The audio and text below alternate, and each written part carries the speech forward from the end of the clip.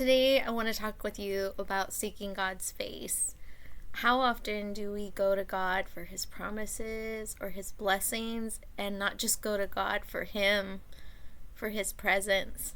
I love Psalm 27, verse 4. It says, "The one thing I have asked of the Lord that I will seek after, that I may dwell in the house of the Lord all the days of my life, to gaze upon the beauty of the Lord and to inquire in His temple."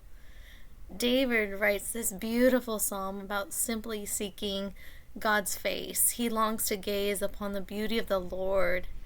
Have you ever felt that way? I know the first time I heard that psalm, I just prayed, God, I want to feel that way. I don't know if you've ever prayed a prayer like that, but it's one that God will always answer.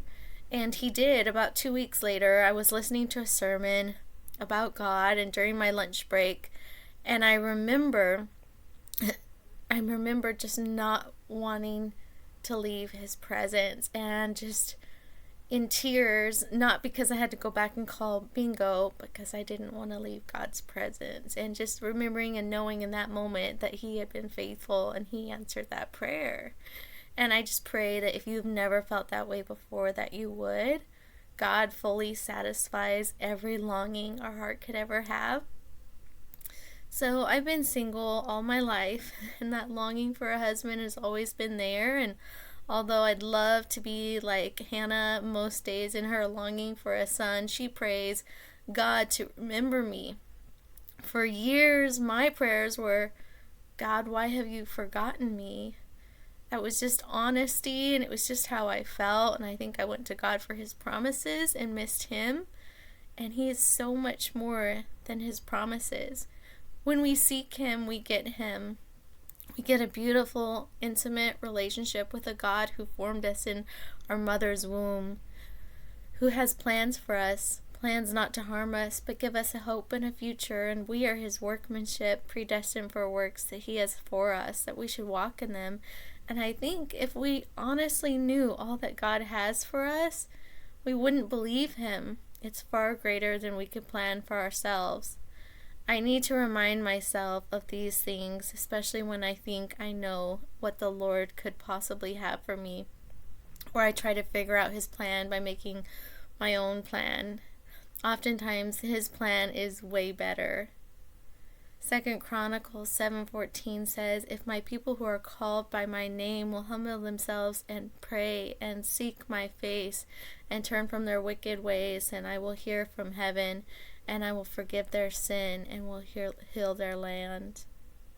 We are called to seek God's face, to seek His presence. Otherwise, seeking His face is an intimate way of knowing God on a deep level where you walk with Him daily. This world can distract us. It can keep us from seeking His face, and God longs to walk through every season of life with you, especially the difficult ones. GotQuestions.org describes seeking God's presence as the true nature of worship. I believe this could be why David was called a man after God's own heart, because the biggest cry of his heart was not to be saved from his enemies, after all he was a man of war, or not to be blessed in his ruling, after all he was king, but it was to seek God's face, to continually seek God's presence. When I got fired from a job, I had spent 23 years of my life in that career. It was all I knew. I poured my heart and soul into it. And getting fired for the longest time was just the greatest fear that I had in my life. I had always prided myself in having a job before I left a job, but God prepared my heart before walking through that situation. He prepared me in not equating my self-worth in my job or my identity in my job. He sweetly reminded me of His faithfulness and had me completely covered in prayer the night before this happened.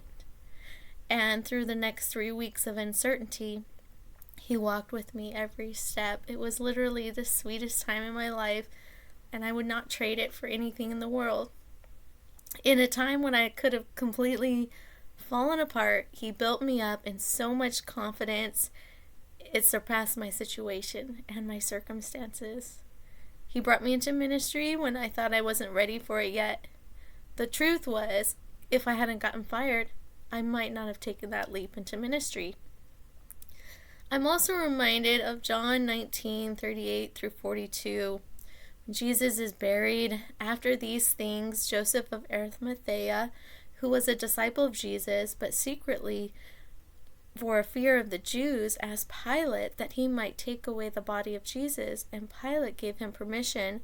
So he came and took away his body. Nicodemus also, who had earlier come to Jesus by night, came bringing a mixture of myrrh and aloes, about 75 pounds in weight. So they took the body of Jesus and bound it in linen cloths with spices, as is the burial custom of the Jews.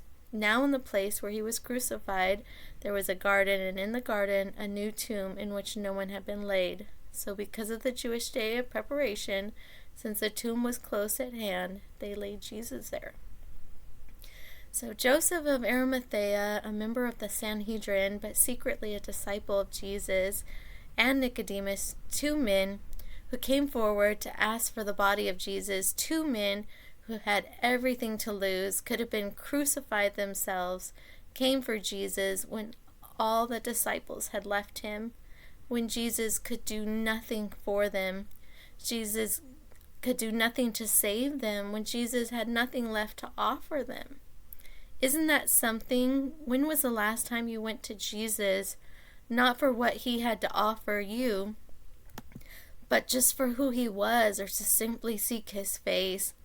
I pray this Psalm 27 would be our prayer, and that our prayer would be one that would define our whole lives.